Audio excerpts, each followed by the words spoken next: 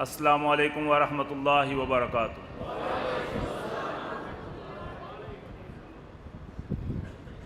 الحمد للہ وحدہ والصلاة والسلام علی من لا نبی بعدہ۔ ان اللہ وملائکتہ یصلون علی النبی یا ایہا الذین آمنوا صلوا علیہ وسلموا تسلیما۔ جس کو درود شریف آتا ہے وہ پڑھ لے۔ اللہم صلی علی محمد وعلی آل محمد کما صلیت علی ابراہیم وعلی آل ابراہیم انکا حمید مجید۔ اللہم بارک علی محمد وعلی آل محمد کما بارکت علی ابراہیم وعلی آل ابراہیم انکا حمید مجید۔ رب اشرح لی صدری ویسر لی امری واحلل عقدۃ من لسانی یفقہوا قولی۔ اللہم انفعنا بما علمتنا وعلمنا ما ينفعنا وزدنا علما۔ اما بعد فاعوذ باللہ السمیع العلیم من الشیطان الرجیم۔ قال اللہ تبارک و تعالی فی القرآن المجید والفرقان الحمید۔ ان اللہ لا یغیر ما بقوم حتی یغیروا ما بانفسہم۔ خدا نے آج تک اس قوم کی حالت نہیں بدلی، خدا نے آج تک اس قوم کی حالت نہیں بدلی، نہ ہو جس کو خیال خود آپ اپنی حالت کے بدلنے کا۔ برادران اسلام، عزیز شان علماء کرام، میری نہایتی مکرم محترم ماؤں بہنوں بیٹیوں، آج میرے لیے اور برطانیہ سے آئے ہوئے میرے رفقاء کے لیے نہایتی اعزاز اور سعادت کی بات ہے کہ ہمارے برادر محترم غازی اسلام رانا محمد شفیق خان پسروری حفظہ اللہ نے آج ہمیں اس شخص کی مسند پر کھڑے ہو کر بات کرنے کا موقع فراہم کیا اور آپ حضرات سے ہم کلام ہونے کی سعادت بخشی۔ میری مراد سپاہی مسلک اہل حدیث، جرنیل قرآن و سنت حضرت مولانا محمد رفیق خان پسروری رحمۃ اللہ علیہ، یقیناً ہر مسلک اہل حدیث سے تعلق رکھنے والے انسان کے لیے یہ باعث سعادت کی بات ہے کہ ہمارے اسلاف میں اللہ سبحانہ و تعالی نے ان جیسے سپاہیوں کو، ان جیسے جرنیلوں کو اور ان جیسے خادم اہل سنت کو پیدا کیا، جنہوں نے اپنی زندگی کے شب و روز، اپنی زندگی کے لیل و نہار، زندگی کا ہر گوشہ، زندگی کا ہر وقت کتاب و سنت کی حفاظت، اس کی ترویج و اشاعت میں گزارا۔ اور آج ہم جب پسرور میں نہیں، پسرور کے گرد و پیش میں نہیں، بلکہ ملک پاکستان میں نہیں، بلکہ جب ملک پاکستان سے باہر نظر دوڑاتے ہیں تو ہمیں کئی لوگ یہ کہتے ہیں کہ اگر آج ہم اللہ کے فضل و کرم سے حدیث اہل حدیث ہیں تو وہ مولانا محمد رفیق خان پسروری رحمۃ اللہ علیہ کی وجہ سے۔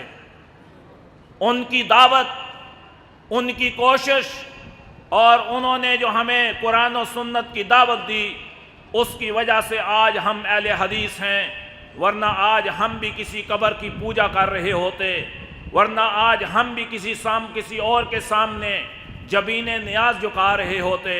تو یقیناً آج میرے لیے، میرے رفقا کے لیے یہ اعزاز و سعادت کی بات ہے کہ اللہ تعالیٰ نے ہمیں اس مرد مجاہد کی مسند پر کھڑے ہو کر آپ سے بات کرنے کا موقع فراہم کیا ہے۔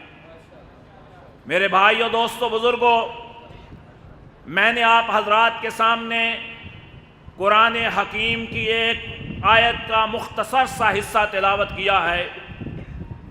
مجھ سے پہلے آپ نے جناب قاری خالد مجاہد صاحب کا مدلل خطاب سنا، اس کے بعد رانا شفیق صاحب کا پرمست خطاب سنا، اور اس کے بعد مجھ سے پہلے میرے رفقا جناب عبدالستار عاصم صاحب نے آپ کو ماشاءاللہ پنجابی میں گرمایا، اور اس کے بعد جناب شریف اللہ شاہد صاحب نے آپ کو خوشخبری دی کہ ذرا نم ہو تو یہ بٹی بڑی زرخیز ہے ساقی۔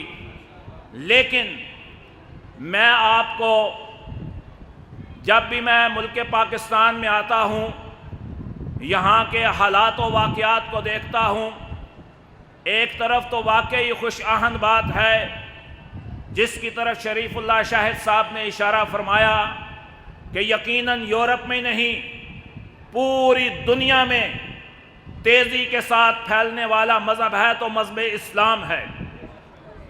لیکن جیسے انہوں نے ساتھ یہ بھی فرمایا کہ یہ کوئی ہمارا کارنامہ نہیں ہے، ہم کوئی بڑا تیر نہیں مار رہے، بلکہ وہ لوگ اپنے مذہبوں سے، اپنے نظاموں سے، اپنے بنائے ہوئے قانونوں سے تنگ آ کر جب آسمانی کتب کا مطالعہ کرتے ہیں تو انہیں نہ وہ تورات میں چیز ملتی ہے، نہ وہ انجیل میں ملتی ہے، نہ وہ زبور میں ملتی ہے۔ جب وہ رب کا قرآن کھولتے ہیں تو پھر انہیں یہ ملتا ہے کہ ذالک الکتاب لا ریب فیہ ھدی للمتقین، کہ یہ وہ کتاب ہے جس میں کوئی شک نہیں اور اس میں ہدایت ہے متقین لوگوں کے لیے۔ پھر وہ اس کو پڑھتے ہیں تو مسلمان ہوتے ہیں۔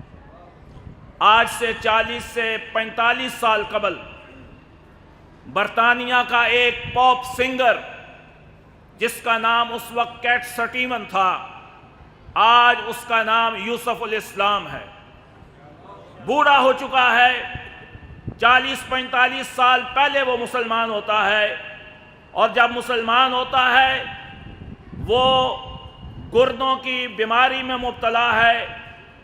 ڈاکٹروں نے جواب دے دیا اور امریکہ کے ہاسپٹل میں ایک علاج کروانے کے لیے چلا جاتا ہے۔ روز اس کے ڈائلسس ہوتے ہیں، گردے صاف ہوتے ہیں، بستر مرگ پہ پڑا ہوا آقا نامدار مدنی تاجدار جناب محمد الرسول اللہ صلی اللہ علیہ وسلم کی ایک حدیث اس کے سامنے آتی ہے جو زمزم کے بارے میں آپ سنتے رہتے ہیں کہ الماء زمزم لما شرب لہ، کہ زمزم وہ پانی ہے اس کو جس نیت سے پیو گے اللہ تعالیٰ آپ کی وہ مراد پوری کرے گا، اللہ آپ کو شفا عطا فرمائے گا۔ وہ یقین محکم، عمل پہ ہم، محبت فاتح عالم، جہاد زندگانی میں یہی مردوں کی شمشیریں، اس کی عملی تصویر آج بھی وہ یوسف الاسلام زندہ ہے جس کو ڈاکٹروں نے جواب دے دیا، اور جواب دینے کے بعد جب اس نے وہ حدیث پڑھی اس نے اپنی سیکٹری کو بلایا اور کہا میرے ابھی ٹکٹ بک کرو، میں عمرے کے لیے سعودیہ جا رہا۔ عمرے کے لیے گیا صرف اس نیت سے کہ نبی کی حدیث پڑھی ہے، جا کے عمرہ بھی کروں گا، زمزم پیوں گا، اگر میری زندگی اور موت اللہ کے ہاتھ میں ہے تو مجھے کوئی زندہ نہیں رکھ سکتا اور کوئی مار بھی نہیں سکتا۔ اور وہ گیا، اس نے زمزم پیا، اللہ نے اس کو شفا دی، آج تک زندہ ہے۔ یہ وہ یقین ہم کہاں سے لائیں آج جو ہم مسلمانوں میں نہیں ہے، ہم اغیار کی طرف دیکھتے ہیں، ہمارا معاشرہ، ہماری سوسائٹی 1438 سال پہلے جاہلیت کا معاشرہ پیش کرتی ہے، جس معاشرے میں وہ مشرکین مکہ عبادت کے نام پہ تقسیم تھے، قبیلے قبیلے کا بت ایک جدا تھا، کسی کا حبل تھا، کسی کا صفا تھا، یہ نائلہ پہ وہ عزا پہ فدا تھا، گھر گھر یہ ایک نیا خدا تھا، وہ عبادت کے نام پہ تقسیم تھے۔ کیا آج ہم مسلمان عبادت کے نام پہ تقسیم نہیں؟ ہم بھی وَاعْتَصِمُوا بِحَبْلِ اللَّهِ جَمِيعًا کا درس دینے والے، لا الہ الا اللہ محمد الرسول اللہ پڑھنے والے، ہم بھی عبادت کے نام پہ تقسیم ہیں۔ کہیں نخل مرکز کی چھاؤں میں سجدے، کہیں مرنے والے کے پاؤں میں سجدے، یہ قبہ پرستی کا پامال سجدہ، بیمار مزاروں پہ جا جا کے ہر سال سجدہ۔ ہم بھی تقسیم، وہ بھی تقسیم، وہ مشرکین مکہ اور ہم مسلمان، وہ جاہلیت کا معاشرہ اور ہم ایجوکیٹڈ، پڑھے لکھے، یونیورسٹیوں میں، کالجوں میں، سکولوں میں تعلیم حاصل کرنے والے، فرق کیا ہے؟ میرے بھائیوں، دوستوں، بزرگوں، یہ باتیں تھوڑی سی سخت ہیں، خوشخبری دینے والی نہیں ہیں، لیکن ہمیں سوچنا ہے، اپنے من میں ڈوب کر پا جا سراغ زندگی، تو اگر میرا نہیں بنتا نہ بن، اپنا تو بن۔ ہم اپنے آپ کو دیکھیں کہ ہم کہاں جا رہے ہیں۔ وہ لوگ قبیلوں کی وجہ سے لڑتے تھے، چھوٹی چھوٹی باتوں پہ لڑائیاں ہوتی تھیں، اوس اور خزرج کی لڑائیاں، اسی طرح دوسرے قبائل کی لڑائیاں، کئی 100 سال تک وہ لڑتے تھے، کہیں پانی پینے پلانے پہ جھگڑا، کہیں گھوڑا آگے بڑھانے پہ جھگڑا، یوں ہی ہوتی رہتی تھی تکرار ان میں، اور یوں ہی چلتی رہتی تھی تلوار ان میں۔ وہاں بھی لڑائیاں اور ہمارے معاشرے میں بھی لڑائیاں۔ ہم چھوٹی چھوٹی زمین کے ٹکڑے پہ لڑتے ہیں یا نہیں؟ ہم غریب کا بچہ کچھ کر جائے اس کو مار کے مار دیتے ہیں، امیر کا بچہ جو مرضی کر جائے کہتے ہیں چودھری صاحب کا بچہ ہے، اس کو کچھ نہ کہو۔ ہمارے معاشرے میں بھی جاہلیت وہی کوٹ کے بھری ہوئی ہے جو 1438 سال پہلے کی تھی۔ پھر برادری کے نام پہ تفریق، طبقاتی تفریق، وہ سردار جو تھے وہ کئی 100 سال تک غلاموں کو اپنا غلام بنا کے رکھتے تھے، لونڈیوں کو غلام بنا کے رکھتے تھے، اور ان سے کئی طرح کے جو ہے وہ کام لیتے تھے۔ آج ہم نے بھی جو ہمارے گاؤں کا، ہماری سوسائٹی کا ماحول ہے، ہم نے غریبوں کو اپنا غلام بنا کے رکھا۔ ہم غریبوں کو اپنا غلام بنا کے رکھتے ہیں۔ فرق صرف اتنا ہے کہ ہم اسے سرونٹ کا نام دیتے ہیں، اسے چپڑاسی کا نام دیتے ہیں، اسے موچی کا نام دیتے ہیں، اسے دھوبی کا نام دیتے ہیں، اسے سویپر کا نام دیتے ہیں۔ لیکن یہ میرے بھائی دوست بزرگ بیٹھے ہیں جو میرے ساتھ آئے ہیں، دیکھیں کہ بڑے سے بڑا آفیسر بھی وہاں اپنی چائے خود بناتا ہے۔ جس ملک میں ہم کام کرتے ہیں، ہم رہتے ہیں، میں اپنے آفس میں بیٹھتا ہوں، مجھے ضرورت پڑے کوئی نوکر نہیں ہے، میں اپنی چائے خود بناؤں گا، یا بہت ہو تو میرے بیٹے نے میری بات مان لی تو وہ مجھے بنا کے دے گا۔ ہم نے یہ جو پروٹوکول کی دیواریں، سوسائٹی میں اعلیٰ و ادنا کی دیواریں، غریب اور امیر کی دیواریں، کالے اور گورے کی دیواریں، اور برادری کے نام پہ کوئی چیمہ ہے، کوئی چٹھا ہے، کوئی راجپوت ہے، کوئی رانا ہے، کوئی فلاں ہے، کوئی فلاں ہے، یوں تو سید بھی ہو، مرزا بھی ہو، افغان بھی ہو، تم سبھی کچھ ہو، بتاؤ مسلمان بھی ہو۔ یہ جتنی برادریاں، جتنے قبیلے، جتنے نام، یہ صرف تعارف کے لیے ہیں۔ رب کا قرآن یہ کہتا ہے کہ ہم نے یہ قبیلے اور برادریاں صرف تمہارے پہچان کے لیے بنائی تھیں، لیکن ان اکرمکم عند اللہ اتقاکم، تم میں سے عزت والا، بڑائی والا اگر کوئی ہے تو وہ ہے جو متقی ہے۔ اور متقی کون ہوتا ہے؟ کیا میں نے اور آپ نے اپنے گریبان میں کبھی جھانک کے دیکھا کہ ہمارے اندر تقوی ہے؟ رحمت للعالمین شفیع المذنبین جناب محمد الرسول اللہ صلی اللہ علیہ وسلم نے یہ بات ارشاد فرمائی تھی۔ تقوی کا معیار کسی کو بتایا نہیں، لیکن یہ ضرور بتایا کہ تقوی کہاں ہوتا ہے۔ فرمایا التقوی ہا ہنا، التقوی ہا ہنا، التقوی ہا ہنا، وَيُشِيرُ إِلَىٰ صَدْرِهِ صلی اللہ علیہ وسلم ثلاث مرات۔ آپ صلی اللہ علیہ وسلم نے فرمایا لوگوں، اگر تقوی ڈھونڈنا ہے تو اپنی داڑھی میں نہیں، اپنے لباس میں نہیں، اپنی نمازوں میں نہیں، اپنے دل میں ڈھونڈو، کیونکہ دل کے معاملات اللہ کے علاوہ اور کوئی نہیں جانتا۔ یا آپ جانتے ہیں یا آپ کا رب جانتا ہے۔ نماز آپ لوگوں کے سامنے پڑھتے ہو، اللہ جانتا ہے کہ آپ کی نیت کیا ہے۔ آپ نے حج لوگوں کے سامنے کیا، اللہ جانتا ہے آپ کی نیت کیا ہے۔ التقوی ہا ہنا۔ اور امیر المومنین حضرت عمر بن خطاب رضی اللہ تعالیٰ عنہ نے حضرت ابی بن کعب رضی اللہ تعالیٰ عنہ سے پوچھا تھا، بتاؤ مجھے تقوی کیا ہوتا ہے؟ تو ابی بن کعب رضی اللہ تعالیٰ عنہ نے عرض کیا، امیر المومنین کبھی آپ کا گزر ایسے رستے سے ہوا جو رستہ تنگ ہو اور اس کے دونوں اطراف خاردار جھاڑیاں لگی ہوں، تو آپ اگر اس رستے سے کبھی گزرے تو کیسے گزرتے ہیں؟ امیر المومنین عمر بن خطاب رضی اللہ تعالیٰ عنہ فرماتے ہیں کہ جب کبھی ایسے رستے سے گزر ہو تو میں اپنے پاؤں بھی پھونک پھونک پہ رکھتا ہوں، کہیں پاؤں میں کانٹا نہ چھپ جائے، اور اس رستے سے بھی اپنے دامن اور کپڑے کو سمیٹ کے گزرتا ہوں، کہیں میرے کپڑے کانٹوں میں الجھ کر تار تار نہ ہو جائیں۔ یہ رستہ کیا ہے؟ اسی رستے کے بارے میں جناب محمد رسول اللہ صلی اللہ علیہ وسلم نے فرمایا تھا، وَأَنَّ هَذَا صِرَاطِي مُسْتَقِيمًا، یہ میرا سیدھا رستہ ہے، فَاتَّبِعُوهُ وَلَا تَتَّبِعُوا السُّبُلَ فَتَفَرَّقَ بِكُمْ عَنْ سَبِيلِي، لوگوں اس رستے کی پیروی کرتے رہنا، اگر تم نے اس رستے کو چھوڑ دیا تو یہ تمہیں سیدھے رستے سے گمراہ کر دے گا۔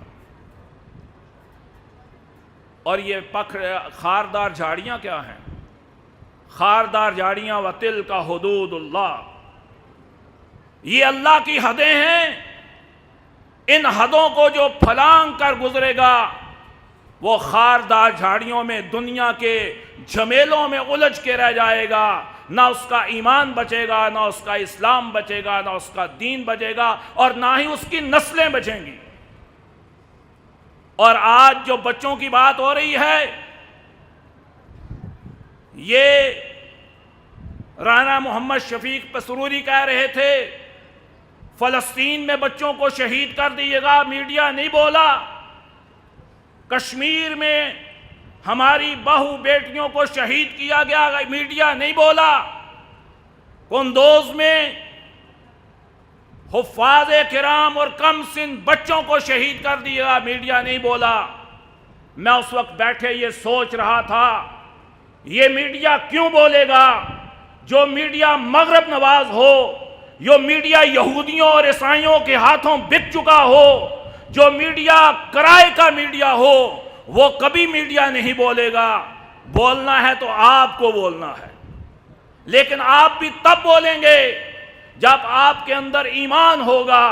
آؤ لوگو دروازے غیراں دے چھوڑو، محمد نبی نال رشتہ چا جوڑو، محمد دا باغی ہے باغی خدا دا ولی جو ولی مصطفیٰ دا، جنہیں پلہ پھڑیا نے نور الہدا دا، کسے ساتھی بننا نے اس بے وفا دا۔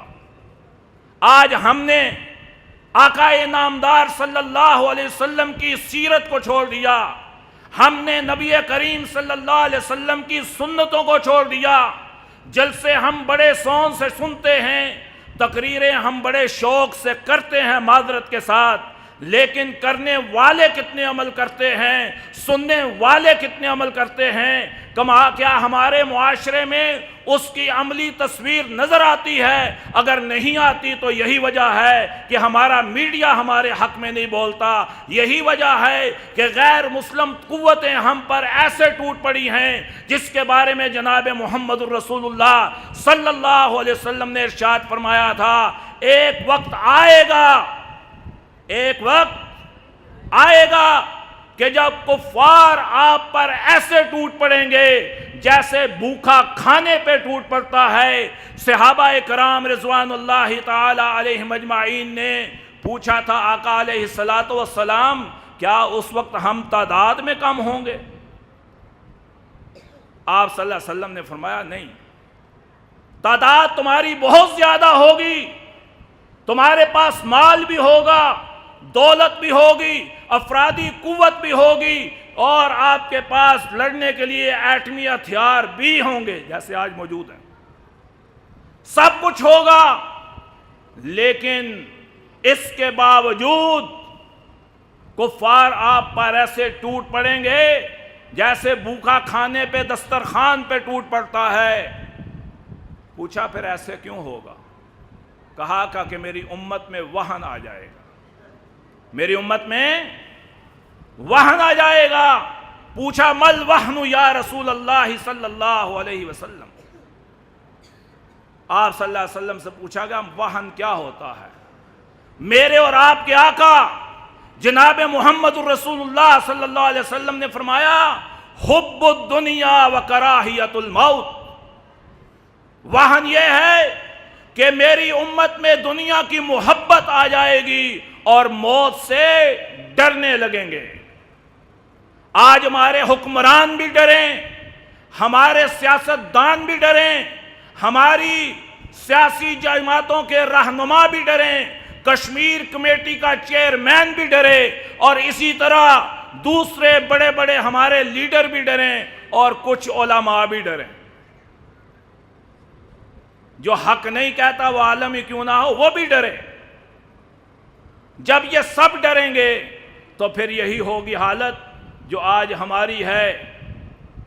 آخری بات اپنی ماں بہنوں بیٹیوں کے لیے، جو ہم نے آج 3 سال بعد کا پہلے کا پاکستان دیکھا تھا، 3 سال بعد جو میں نے ابھی آ کے پاکستان دیکھا ہے، پاکستان کے شاپنگ سینٹرز میں، کالجوں میں، یونیورسٹیوں میں اور بڑی بڑی شاہراہوں پر جو ہم نے اپنی ماں بہنوں بیٹیوں کو لباس دیکھے ہیں، جو ان کا چلنا پھرنا دیکھا ہے، شرم سے آنکھیں جھک جاتی ہیں۔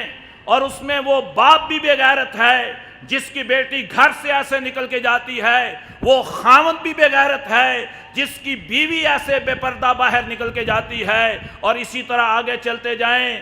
ہم سے قیامت کے دن اس کے بارے میں سوال ہوگا۔ نبی کریم صلی اللہ علیہ وسلم نے ارشاد فرمایا تھا ایک وقت آئے گا عورت کپڑے پہنی ہوگی لیکن حقیقت میں ننگی ہوگی۔ آج وہ پکچر اور تصویر ہم اپنی آنکھوں سے دیکھ رہے ہیں۔ میں چھوٹا سا واقعہ آپ کے سامنے رکھتا ہوں۔ ایک ڈاکٹر صاحب ہمارے اولڈم میں موجود تھے، انہوں نے ایک غیر مسلم سے شادی کر لی، اس کو مسلمان کیا اور وہ گوری مسلمان ہو گئی۔ یہ آج سے 40 سال پہلے کا واقعہ، 40 سال کا، آج کا نہیں۔ وہ مسلمان ہونے کے بعد، شادی کرنے کے بعد اس کو پاکستان لے آئے کہ چلو اپنے رشتہ داروں سے ملاتے ہیں۔ کراچی کے رہنے والے تھے۔ جب کراچی میں آئے، وہ گوری جو مسلمان ہوئی تھی با پردہ پورے برقعے میں حجاب میں پاکستان آئی۔ جب ڈاکٹر صاحب کے گھر پہنچے، ڈاکٹر صاحب کی بہنوں کو دیکھا، باقی خواتین کو دیکھا، وہ ساڑیوں میں ملبوس تھیں، اور جو انڈین ساڑی ہوتی ہے آپ کو پتا ہے کہ اس میں جسم کتنا ننگا ہوتا ہے۔ جب اس نو مسلم خاتون نے یہ لباس دیکھا، اس نے پاکستان میں ہی پردہ اتار دیا۔ ڈاکٹر صاحب نے کہا بھئی یہ کیا؟ اس نے صرف ایک ہی جواب دیا کہ اگر تمہاری بہنیں اس لباس میں مسلمان ہیں تو میں بے پردہ مسلمان کیوں نہیں رہ سکتی؟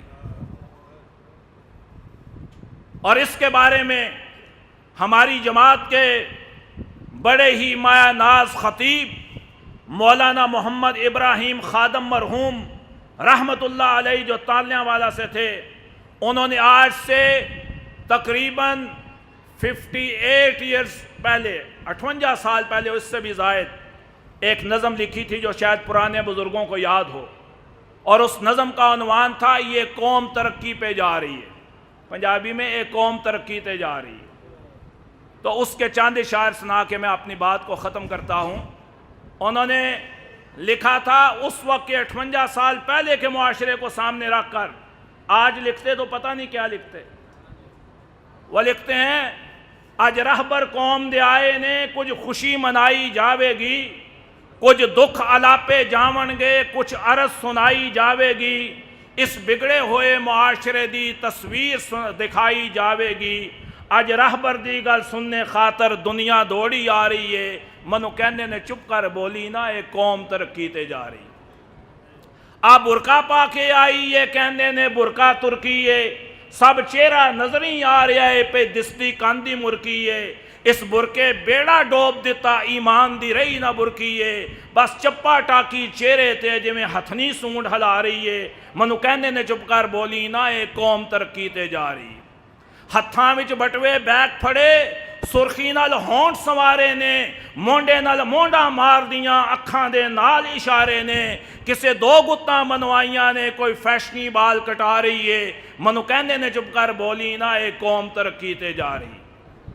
اور بی بی تے پھر بی بی یہ صرف لڑکیوں کی بات نہیں ہو رہی، آپ بھی سنیں، بی بی تے پھر بی بی منڈیاں وچ بڑی عیاشی ہے، اے ویکھ کے کالے برکے نو بن جاندا ڈنگر ویشی ہے، پیا فوش آوازے کسدا ہے، بدماشی دا متلاشی ہے، پر وچوں نکلی پین او دی او مار چھتر سمجھا رہی ہے، منو کہنے نے چپ کر بولی نا ایک قوم ترقی تے جا رہی۔ اللہ تعالیٰ سے دعا ہے جو کچھ کہا ہے، جو کچھ سنا ہے، درد دل کی بات ہے، اللہ تعالیٰ ہمیں اس کے مطابق اپنے اندر تبدیلی پیدا کرنے کی توفیق عطا فرمائے۔ اقول قولی ھذا استغفر اللہ لی ولکم ولسائر المسلمین وما علینا الا البلاغ۔ کاروان دعوت قرآن و حدیث، مرکز جمعیت اہل حدیث پاکستان۔